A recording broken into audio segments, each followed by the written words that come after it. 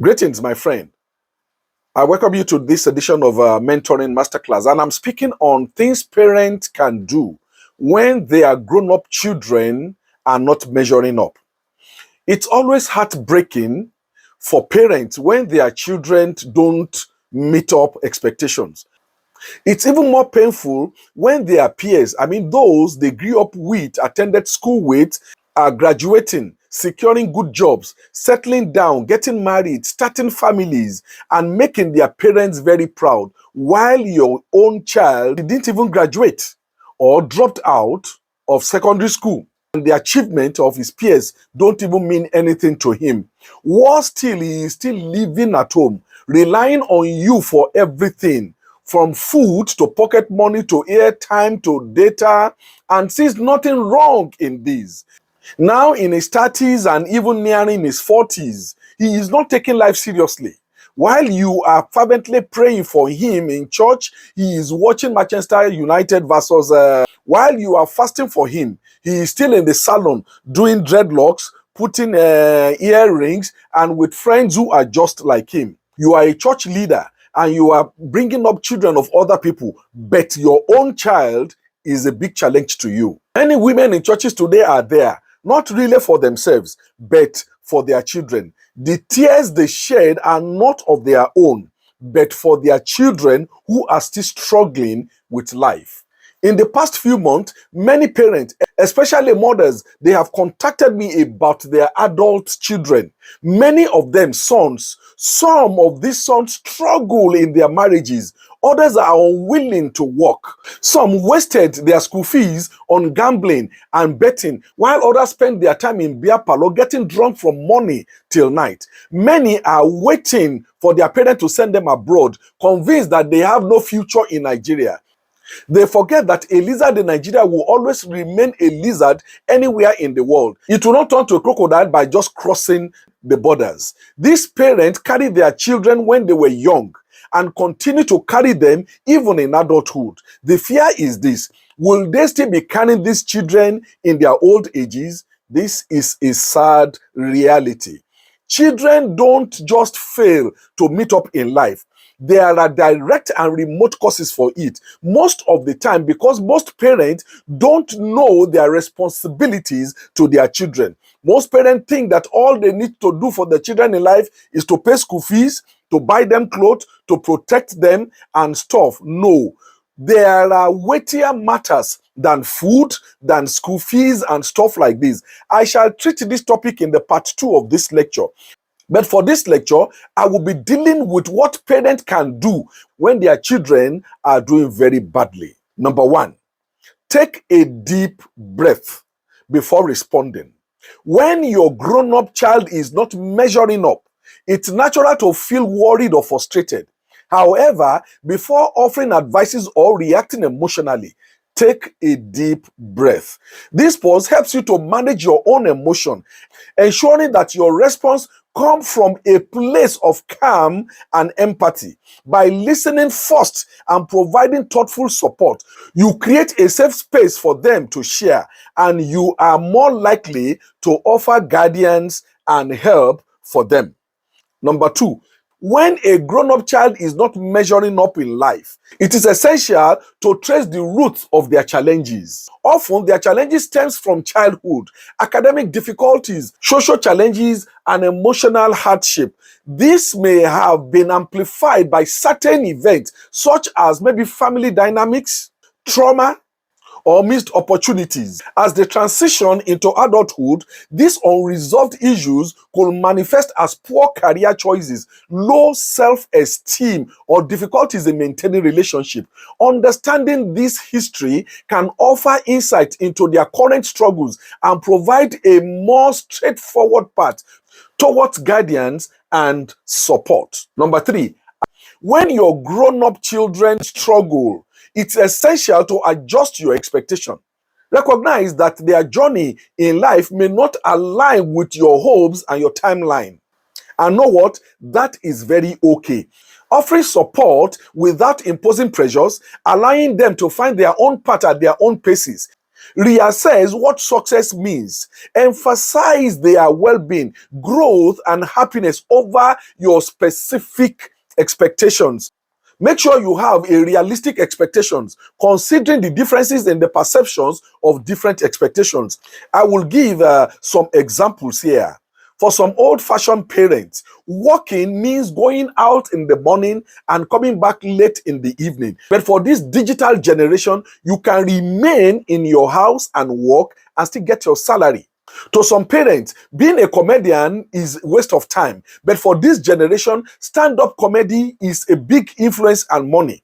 For some parents, footballing is a mere recreation, but it is the biggest earner in this generation. For some parents, being a DJ is a huge joke and waste of time. But for this generation, it is a money spinner.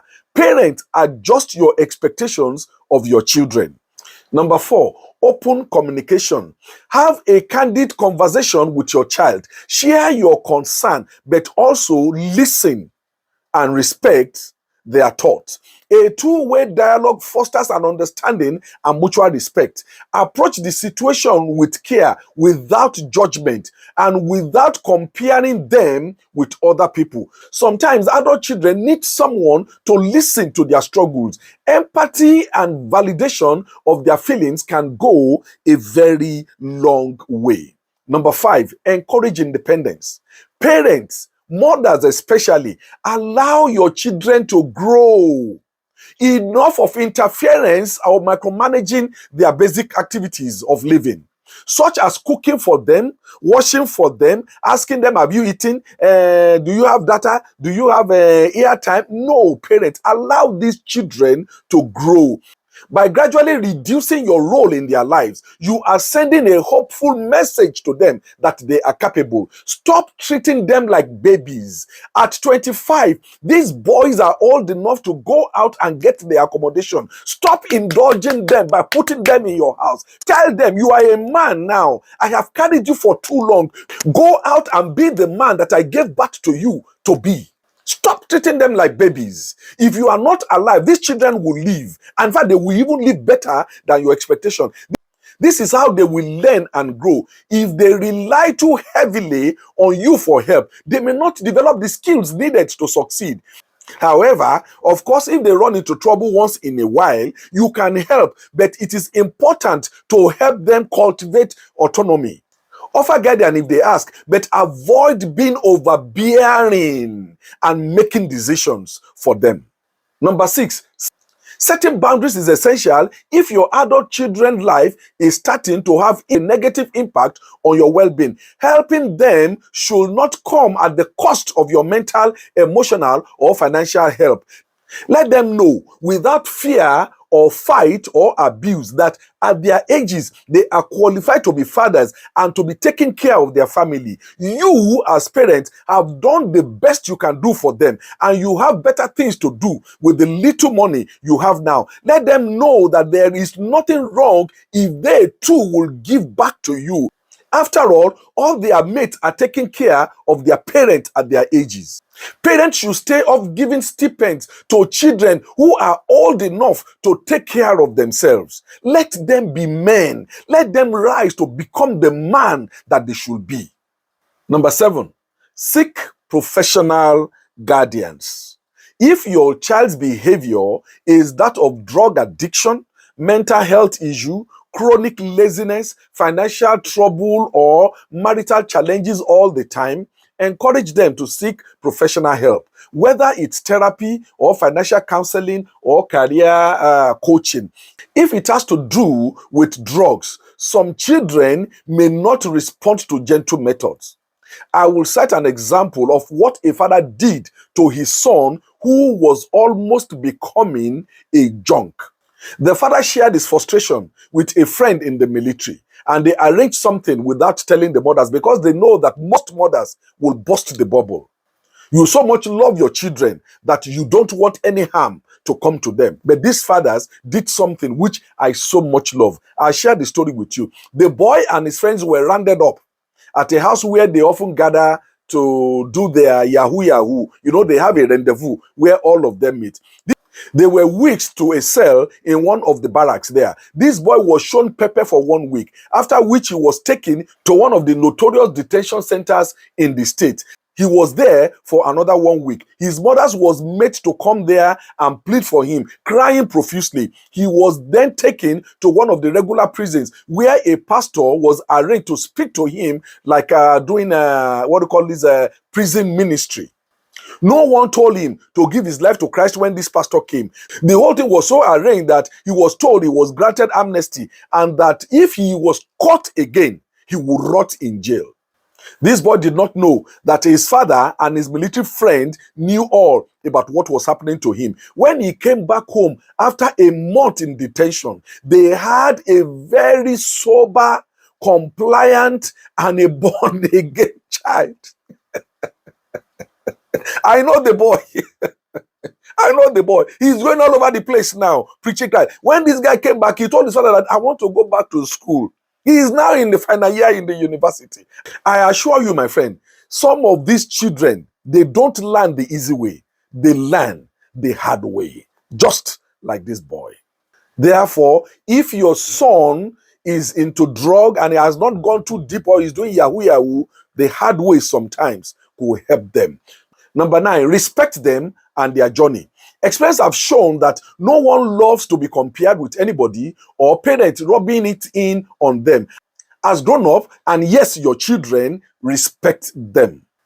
Offer support, not control. Sometimes what looks like not measuring up is a different path than what every parent envisions. It is important to respect their choices as long as they are not doing themselves any harm or shaming the family. While wanting to help is natural, adult children need space to make their own decisions.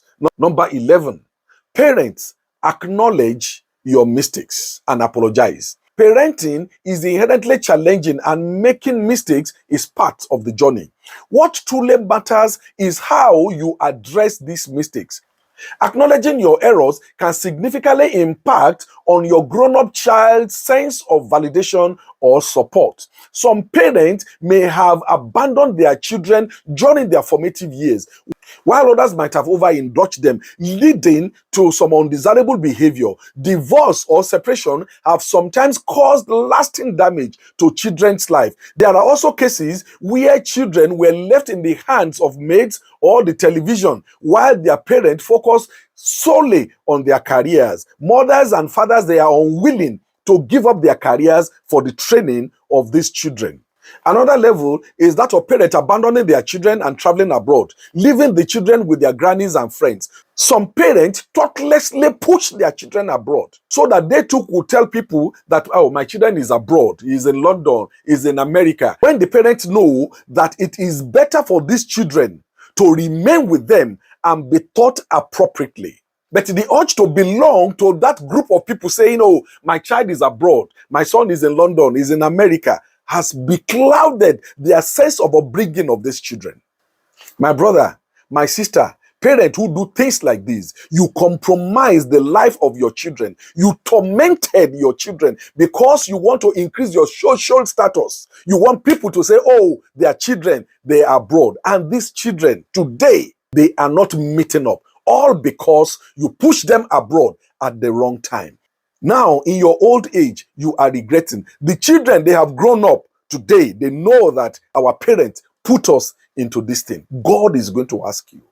God is going to ask you. But before you face God, let me ask you, parents, that there is nothing wrong in acknowledging your mistakes and asking for forgiveness from these children and God. Doing this will validate your children's feelings and experience. This can be particularly important for children who have experienced childhood emotional neglect and trauma because their father wanted to increase their social profile. My child is abroad. All our children, they are abroad. Hearing a parent say, I am sorry, I didn't handle that situation well, I never knew it would turn out to be like this, goes a very long way in attenuating the pain in the mind of your children. And of course, it shows repentance before God. Go and do that. Finally, be patient with these children. Growth and success don't happen overnight. It may take time for you to see the manifestations of this action. Be patient with their processes. It takes time for some people to change. I am sure if you parents whose children find it difficult in life to meet up, follow these steps, the situation can be salvaged. Remember, as I said, be very patient. They did not go haywire in one single day. They started little by little, and therefore the changes will come little by little. I hope you have gained something from this lecture. I'm coming with the part 2 on the responsibility of good parents to their children. If you have any issue to discuss with me, I'm available. Chop Noko.